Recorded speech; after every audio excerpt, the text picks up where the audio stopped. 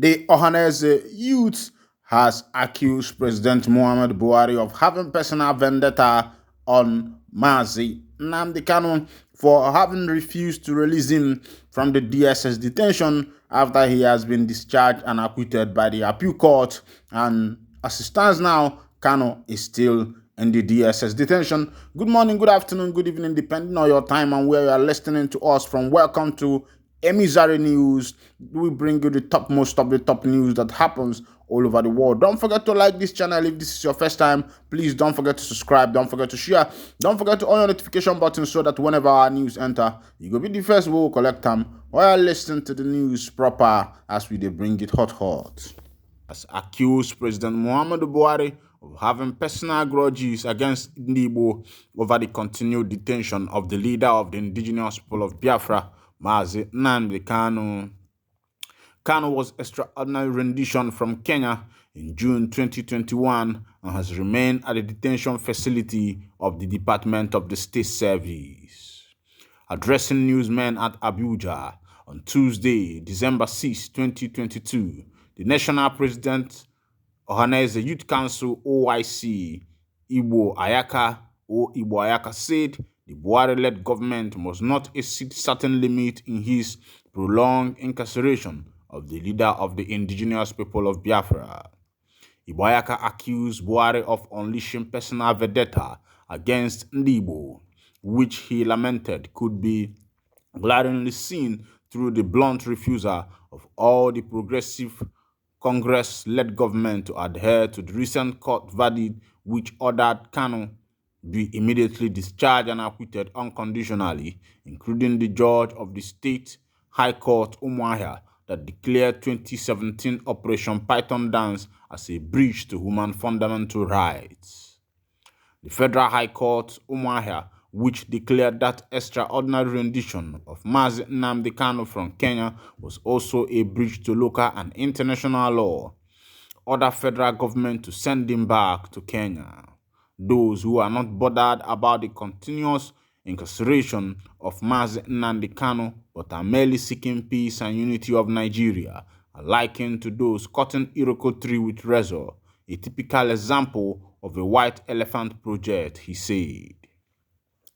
I wish to remind President Muhammadu Buhari 15 things. Firstly, that the failure of the federal government of Nigeria to address the injustice and marginalization of Igbo since 57 years is stark failure of successive government of head of state of Nigeria who came from the northern and the western Nigeria. It's obvious that President Buhari has chronic hatred against Igbo and he has not hidden his ill feelings towards the race since he assumed office in 2015. This is evident in the confrontational, brutal, and eliminative approach he deployed over indigenous people of Biafra matters since he emerged in 2015. Buhari should be aware and remember that 3 years genocide against Igbo, which took the life of 4.3 million through the aid of world powers, Britain, United States of America, Russia, could not bury or end the agitation for the Republic of Biafra. Buhari should be aware also that none of the new generation of Igbo extraction saw the 1967-1970 genocide against Igbo. Therefore, he should not remind Igbo again that Igbo teenagers from 13 years to 19 became adults stubbornly in the 1967 just to defend Biafra land. The President of the Federal Republic of Nigeria ought to know that no amount of threat, intimidation, or even war will stop Biafra agitation, but negotiation and dialogue is best instrumentality to issue of Nnamdi Kanu, IPOBs, that's my sub, and other Biafra agitation group which Prof. Ambassador George Obiozo, President General of Ohaneze and Igbo Worldwide, initiated, tagged political solution. President Buhari should honestly know that the continuous incarceration of Nnamdi Kanu reminds Igbo of 1967-1970 genocide and make it look so fresh, especially in the mind of the new generation of Igbo extraction. Noting that there are more than 10 million likes of Nnamdi Kanu's watching Buhari oppressive rules against Igbo. He just incarcerated one Nnamdi Kanu, remaining 9,999,999 likes Nnamdi Kanu. President Buhari should know that there's a limit he can't exceed. There are a limit Igbo can't take in the further unlawful, illegal, and unconstitutional detention of Nnamdi Kanu. Buhari should know that there was a limit General Yakubu Gowon exceeded, and there was an extent Dim Ikemba Ojukwu or Dumegu could not possibly take anymore, which culminated in the 1967-1970 bloodbath. Those that their action against Igbo indicates to trigger to what happened in the 1967-1970 should know that we are in modern digital era. The new generation of Igbos are wizards in all fields of life. Therefore, any attack on Igbo that will take the 1967 from 1970 dimension will make Igbo explore their technical technologies, inventive ingenuity. I will be to the interest of Nigeria if Buhari avoid the temptation and hatred and ego of exceeding such limit on the continuous detention of the leader of the indigenous people of Biafra. Without much ado, certainly, the way President Muhammadu Buhari is acting over Nnamdi Kanu's case shows that he has personal grudges against Igbo, but he must bury his personal grudges against Igbo now to move the country forward, or he will bury Nigeria with personal grudges against Igbo before he leaves. President Muhammadu Buhari should know that releasing Nnamdi Kanu is in its entirety is by no manner or means a favor to Igbo, but a political solution to the woes that have befallen Nigeria, an impending crisis that may befall Nigeria. If the continuous perversion of justice lingers, President Muhammadu Buhari should also bear it in mind that neglecting court order on the release of Nnamdi Kanu is piling hatred and grudges against Igbo and Fulani people. I make bold to tell Mr. President that he has 5 months to stay as a Nigerian president. Therefore, Nnamdi Kanu stayed in the DSS custody beyond December has apparently made an indelible mark and hatred between Igbo and their Fulani counterparts. Igbo will see the incarceration of Nnamdi Kanu beyond December 2022 as an irrevocable victimization of Igbo and a sword that pierces through the heart of Igbo.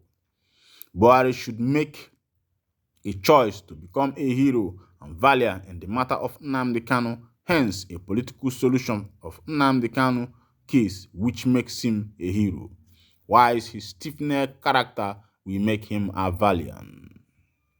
Buhari should have a rethink about what Igbos have brought to Nigeria in terms of national political economic sustainability and what Igbos will bring on the table of nation growth productive if justice, fairness, and equity are administered in all that concerns Igbo. My people now, so we see them today for Tassin News. I read to you the other time what Ohaneze,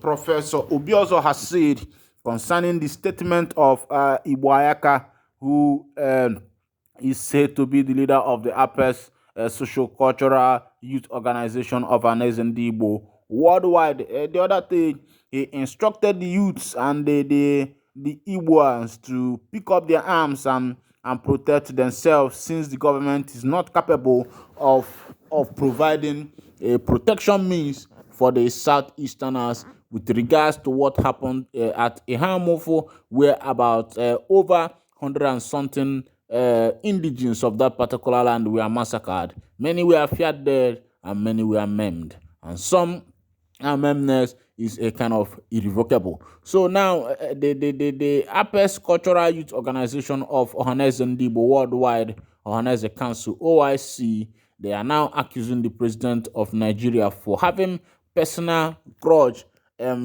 against Igbo. That is why he has not been able to release Nnamdi Kanu since June 21, that he was extraordinary rendition from Kenya to Nigeria. Of course, you know that Kanu is still remanded in the DSS detention, and what these people are saying is that Buhari should not bring back again the memories of 1967 to 1970 bloodbath that took place in Nigeria. And he said that it is still fresh, that detaining Kanu in the DSS detention is making those matters to become fresh again in the heart of the people. Of course, the young people of these days might not know what really happened during that 1967 to 1970. But of course, the result and report had that about 4.3 million people lost their lives, some through the barrel of gun and others through hunger and kwachoko. And I believe that the new age will not want such a thing to repeat again. Let me draw the curtain here. Don't forget that you are still on a Misery News. The best of the best news will bring you the topmost of the top. If this is your first time on this channel, please don't forget to subscribe. Don't forget to like. Don't forget to share. Don't forget to on your notification button so that whenever our news drop, you will be the first time. We'll catch it. For my young people out there and for everybody waiting for the every obodo, remember that we are coaching to the end of the year. And remember that the end of the year is not the end of everything. It is not the end of your life. So I don't think that this should be the season where you go over worry yourself, thinking of what you will eat or what you will drink. Remember what the Almighty said in the book of the Holy Book, that He is worthy, pure, and sure to provide all your needy. So don't worry yourself. Make sure you hustle. Make sure you work hard and do everything that is legit to make it. Thank you for listening to A Misery News. See you next time. See you next season.